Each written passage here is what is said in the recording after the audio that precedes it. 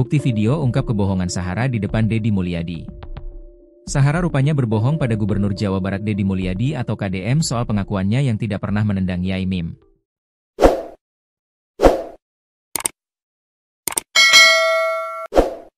Di depan KDM, Sahara mengaku tidak pernah sama sekali menyentuh Yai Mim. Bahkan pada video Yai Mim yang berguling-guling itu, Sahara mengaku tidak menendang sama sekali. Padahal pada video yang diunggah oleh istri Yai Mim, Rose, terlihat Sahara menendang kursi yang dipegang oleh Yai Mim. Bukan cuma sekali, Sahara juga pernah mengangkat kakinya ke dekat kepala Yai Mim. Hal itu dilakukan Sahara sambil berkata kasar dan memprovokasi. Menurut cerita versi Sahara di YouTube Deddy Mulyadi Channel, video Yai Mim guling-guling itu dikarenakan pria berbaju batik yang bernama Ramin itu dituduh memperkosa Rose. Karena sebelumnya sempat ada masalah dengan Yai Mim, Ramin kemudian emosi.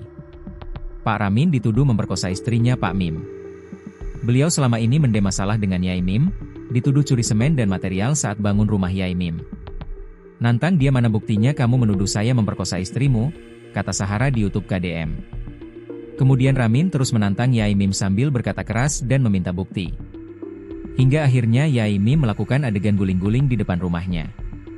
Dikejar sampai ada adegan berguling-guling, ada adegan divin juga.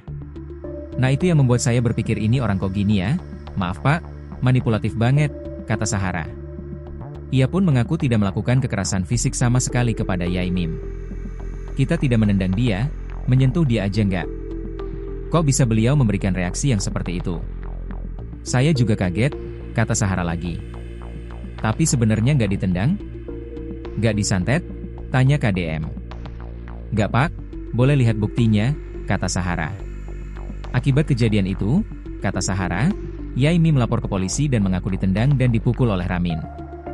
Beliau mengaku ke polisi bahwasannya beliau dipukul dan ditendang oleh Pak Ramin, ungkapnya. Sementara itu pada video yang diposting di akun TikTok istri Yai Mim, terlihat Sahara menendang kursi yang dipegang oleh Yai Mim.